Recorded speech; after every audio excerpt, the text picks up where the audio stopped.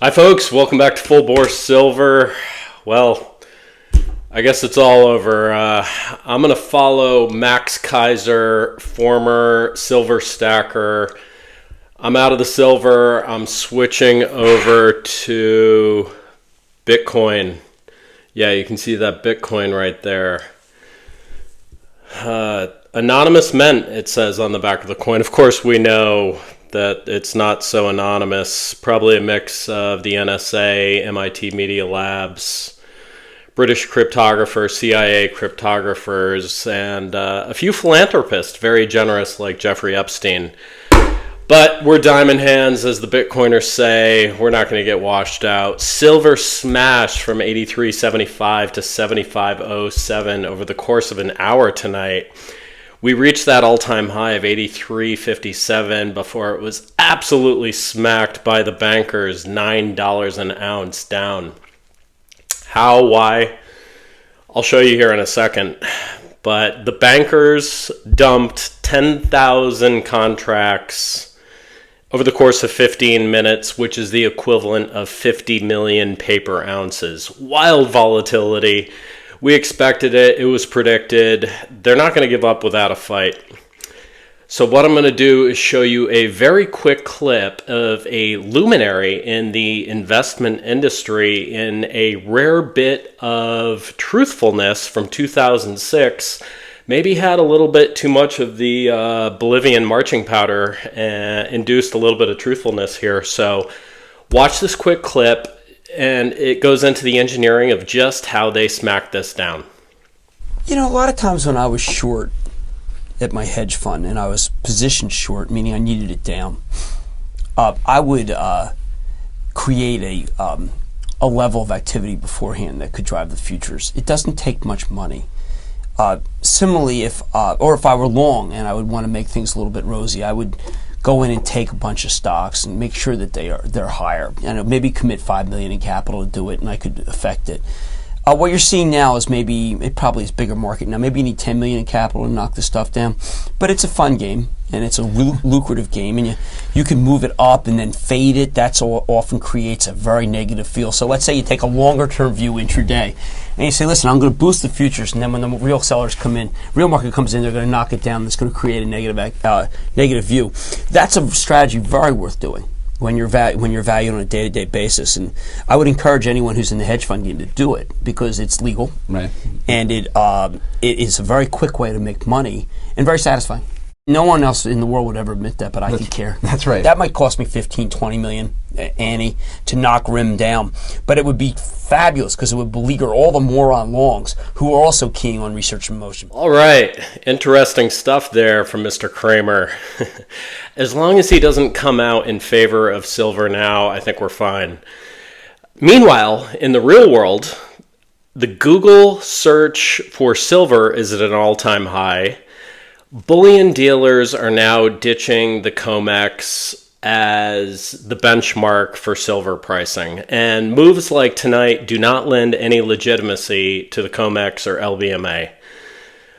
Shanghai Gold Exchange and the Eastern real-world markets are taking over from the fake, suppressed, manipulated Western paper markets. ABC Bullion in Australia ditching the COMEX benchmark. More news, New York Life, the largest life insurance insurer in the country, is now recommending a 20% allocation toward precious metals, which is hundreds of billions of dollars in investment capital. The whole world is into it.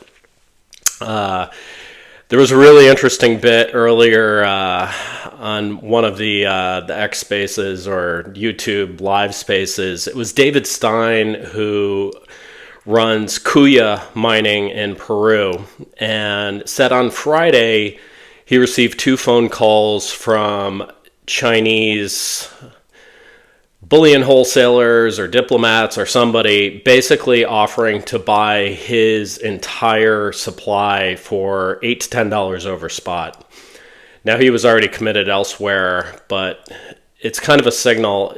He's like, you can go on our website for 30 seconds and realize that all of our supply is allocated towards somebody else. His assumption was the Chinese, who are desperately gobbling up as much silver as humanly possible for their industrial explosion, EVs, solar, etc., they are canvassing and blanketing every silver miner out there, trying to get as much raw material as possible.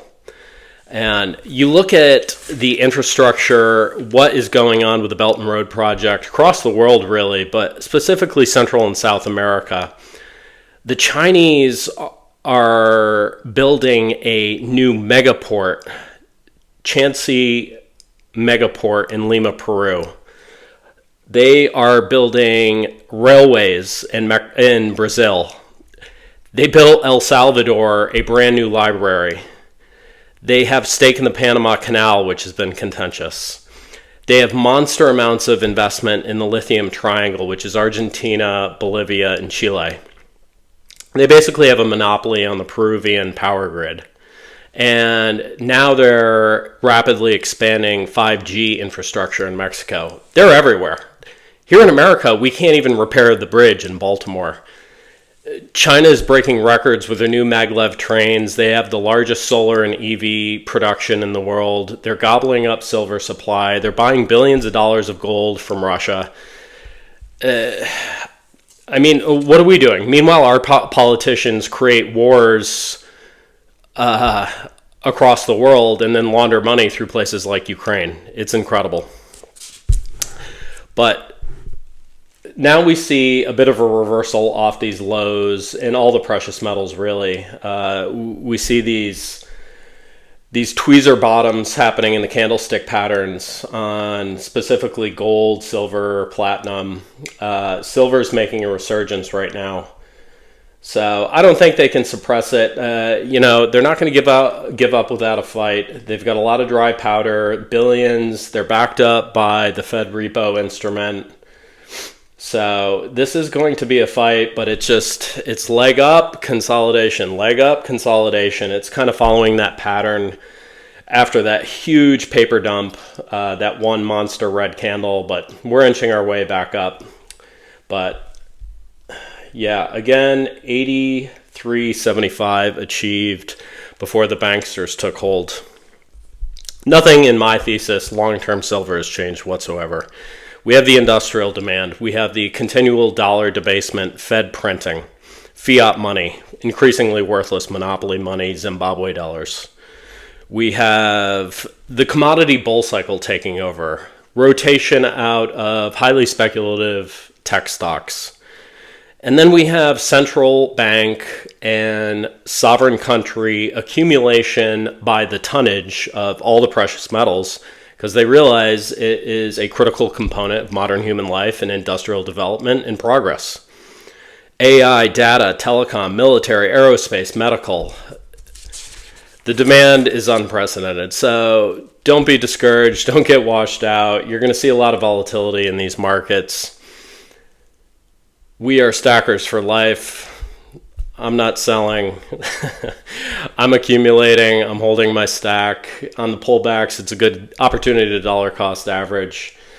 I believe in, 4, 6 months, a year, 12 months, 24 months, we look back at double digits, and that'll be well in the rearview mirror as we are into the triple digits. But yeah, it should be an interesting week, and we're excited for the week ahead. So stay tuned. Thank you for liking, subscribing, and sharing Full Bore Silver. And we'll be at you tomorrow with a fresh update. Have a great night.